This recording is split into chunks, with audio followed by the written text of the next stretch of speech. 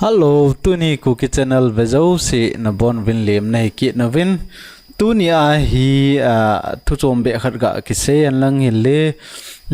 a khen khat nin audio ho nang ko ma record theyam la khum theyam na ti vin na ken phan ma sang chu sol fanin dong vin la lang hi hotia idea kan ei bi se poin a hin la editing lang wang chu ka bol thei thovin editing ho chu ka bol thovin na ai wanga la sa lang ti ho a beat ho music ti lang ho hi ke talent bi se ai poin a hin la jan ha chu loi pa hongin ama hi la sa thim ta le lung lut ta a hi in chule aman jong YouTube channel a nei in B Zamminthan kiti nama YouTube yang chu subscribe nai lo hon ana via win lang ana subscribe pi event ti chu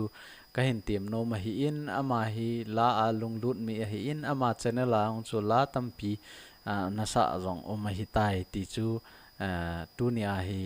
ka hin het sa hen tin la khat ga khum mi ti tia an bolin hi chu mo ka thimin hi ti khati bolding hi ti na hi po in itiam khana koi ta bangam khanin hi chu ho la langa lunglut ten ten na bolnom ten ten na ai wanga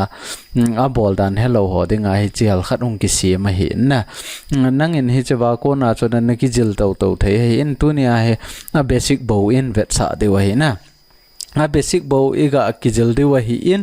hi chi cookie channel hi koi to banga subscribe nai lo na vai le an ina subscribe pi umen lang aban le hoina sa a phana sa le light ho jong ana bol jiven ti jo kan tip na hi in hi chi jan ha sunday ni a ka ga ki chip naw chu hi in ga ngai hla lew hen chalaya he video khat omen on net thei du ham net thei lo du ham wang ka ta ka het thiam poin ai la na ngai hla lew chan het deu ka ta sanin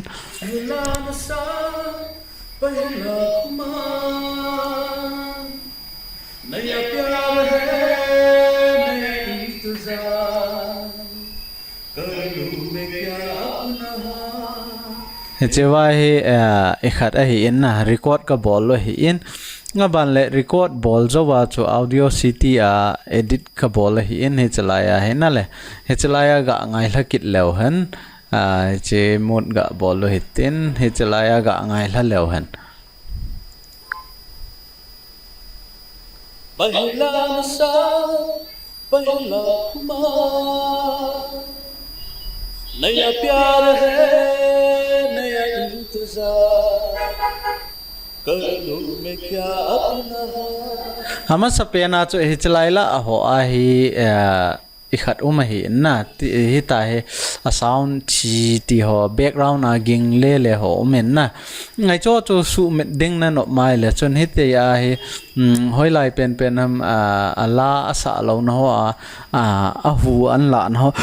tin ho vel ai la sit ti ho vel fen gin ho vel ji ho la na ne cho na su met no mai le chon ala agin lo na ding nan de na si chu itin select ball la select na ball jo ting la effect nga na chi ding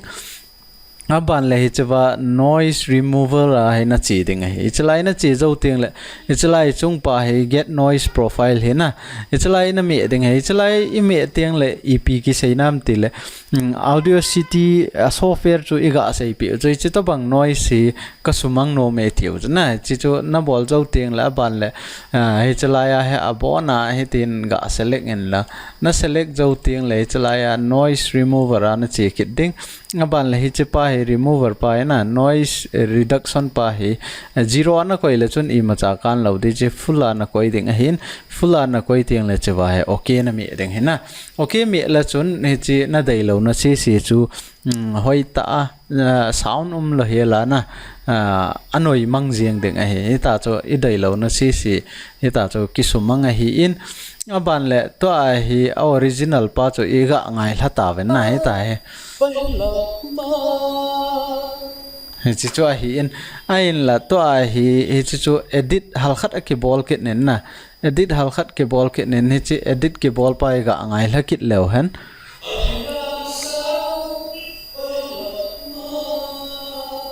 na to ai ani nia ga play leo han chalai asa na ka cha Pahila sa pahila ma ta hona le ita hom tiang le to ai chapai ki copy a center a khat ka sima ban le chawai left a ka sima ban ai chapai right na earphone a hoita angai le chun na veilang na ji lang ti ging ji khulana he chepen ho a hi in nga ban tiang le to a hi attract to ga ngai la lew han I to bang ham Pahila sa pahila heta cho kisima hi in hi chi tunia he a basic bowi ga sayo hi na a basic bowi sayo hin enjoy video chalai la piano cho hi ai le hi chi mobile a ki record ai ja a cho na heta noise tam ta ma hi in a hin la voice pen cho chi vai ki record ai ja a cho I ma cha noise lo a hi na aban le a video to halkhat edit a ki bolin hi chi chu ga vekit lo hen highlight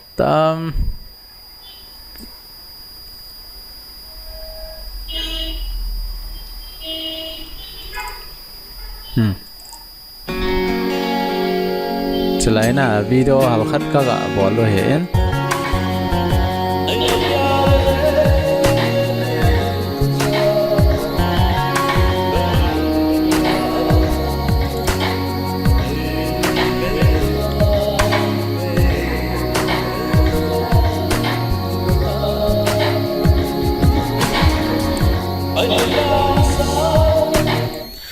het thiam deu ka ta sanin he chi chan chu tunia halkhat audio et edit bolai lo le video to edit bolding ham ti chu hi chalai premiere ki bol he na chi chu het thiam deu ka ta sanin ita he nano mai le nang in a video ho jong edit na bol the hi in mo tunia cha basic bo halkhat audio et correct bola aban le video effect et pi ding ham ti hal chakhat neu cha aga kisim ho hungki vet sa hin etiam khana nang in het no ma ngi to bang chuna jil no mai le comment anen ki do wa ban ai sei to kit theu he ti chu iga sei theu hin tin tu ni cookie channel la halkhat la iti khuma he lo le hoita edit bolding ham ti chu basic halkhat ega asai theu hi chi chan chu hitan te ka ki pa